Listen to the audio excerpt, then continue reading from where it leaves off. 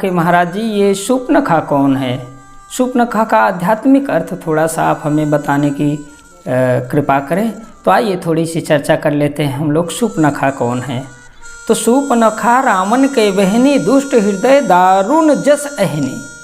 परिचय में श्री गोस्वामी जी महाराज शूर्पणखा नहीं कहते, शूर्पणखा शब्द का प्रयोग करते हैं। और सूप माने आप जानते हैं घर में जो चावल वगैरह को ठीक करने का पात्र होता है, बड़ा सा होता है, आकार उसका बड़ा होता है।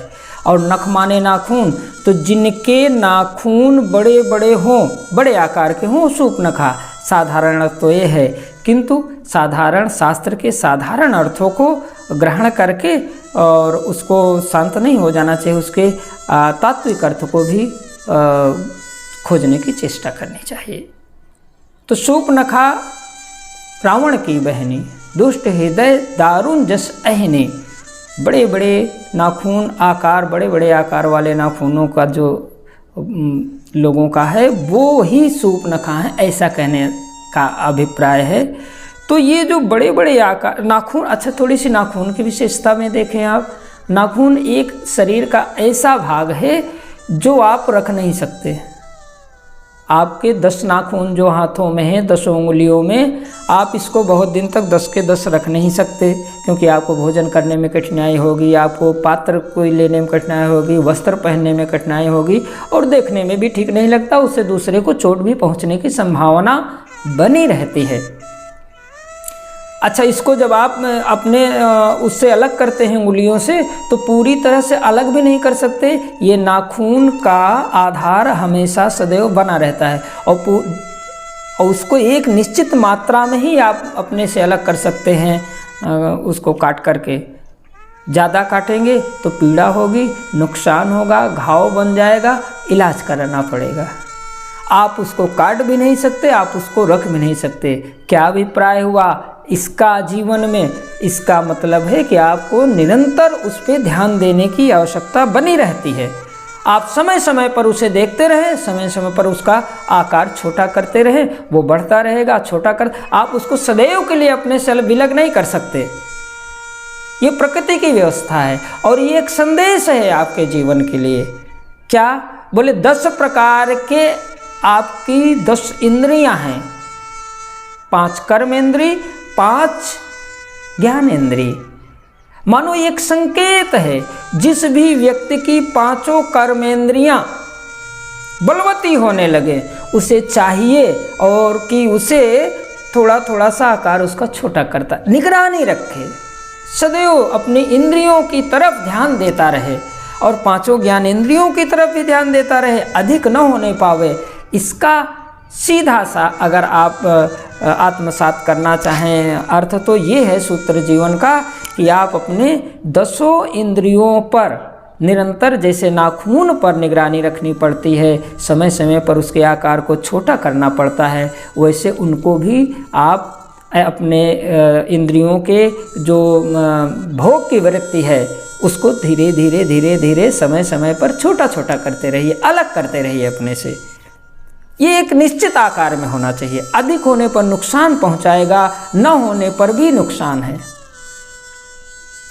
और इतना ही क्या, आप समझें कि श्री रामभद्र जी भगवान जब श्री सबरी महारानी के पास पहुंचे, तो उन्होंने 10 प्रकार के और ऐसे तत्व गिनाए हैं जिनका संतुलित रहना जीवन में बहुत आवश्यक होता है। कहते हैं, जाति पाति कुल धर्म बड़ाई, धन बल परिजन गुण चतुराई, ये भी 10 है। आपकी जाति, आपकी पाति, आपका धन, आपका बल, आपका गुण, आपका धर्म भी, इन सबको, आपके परिजन भी, इन सबको सदैव संतुलित रखने के लिए समय समय पर इनकी समीक्षा करते रहिए, इनको देखते रहिए, इनका बढ़ने न पावे अहंकार। और 10 प्रकार की वृत्ति भी होती है जिनको, यही है शूर्पणखा का परिचय आध्यात्मिक रूप से। आप 10 प्रकार की वृत्तियों को समय समय पर निगरानी करके उसे संतुलित करते रहें, उनको सभी 10 वृत्तियों को अधिक न बढ़ने दें, अन्यथा आपको तो नुकसान होगा ही, समाज को भी पीड़ा पहुंचाती हैं। कौन कौन से हैं 10 प्रकार के? वृत्तियां व्यक्ति के काम, क्रोध, मद, लोभ, मत्सर। काम, क्रोध, मद, लोभ, मत्सर, ये 5 हो गए। और 5 हैं अहंकार, अभिनिवेश, छल, कपट, छिद्र। ये 10 वृत्तियां हैं। और 10 आपके सामाजिक जाति पाति कुल धर्म बड़ाई धन बल परिजन गुण चतुराई, ये 10 कर्तव्य हैं और 10 नाखून हैं। इन शूर्पणखा कौन है? जो इनको संतुलित नहीं करता, जो अपनी जात की अहंकार में रहता है, पात की का अहंकार में रहता है, अपने बड़े कुल होने श्रेष्ठ कुल होने के अहंकार में रहता है। मैं बहुत धर्म कार्य करता हूँ, हमेशा यज्ञ करता रहता हूँ, जप करता रहता हूँ, तप करता रहता हूँ, दान करता रहता हूँ, मेरे पास बहुत धन है, मेरे पास बहुत बल है, मेरे पास बहुत सारे लोग हैं, परिवार बड़ा है, मेरा गुण बहुत अच्छा है, मैं चतुर बहुत हूँ। इस प्रकार का जो बढ़ता रहता है आपका, इसे संतुलित करते रहिए, कम करते रहिए, एक निश्चित मात्रा में से बढ़ने दीजिए, तो आप शूर्पणखा नहीं है। अगर आपका बढ़ा है तो ध्यान रखिए आप शूर्पणखा बनने के बिल्कुल चेष्टा में हैं। और इसके साथ साथ काम, क्रोध, अच्छा काम की भी ज़रूरत है जीवन में, क्रोध भी की ज़रूरत है। अब सेना के जो जवान हैं, अगर वो क्रोध अपना व्यक्त ना करें, गोलियां ना चलाएं, तो राष्ट्र की सुरक्षा कैसे होगी? और व्यक्ति काम ना करे तो संसार कैसे चलेगा? और मद की भी ज़रूरत है, लेकिन संतुलित।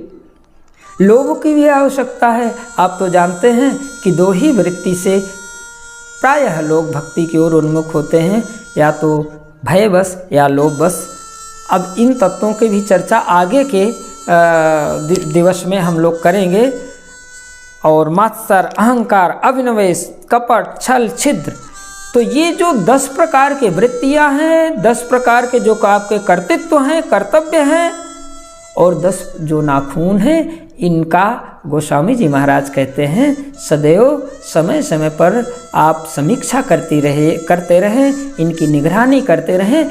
इनको अपने से जितनी आवश्यकता हो उतना रख करके, जितने में आपको पीड़ा न मिले, समाज को पीड़ा न मिले, बस उतना ही अपने पास रखिए, बाकी सब अपने से उनको भी अलग कर दीजिए। तो आप भी संतुलित रहेंगे, आप भी सुखी रहेंगे, आप भी आनंद में रहेंगे, समाज भी आनंद में रहेगा।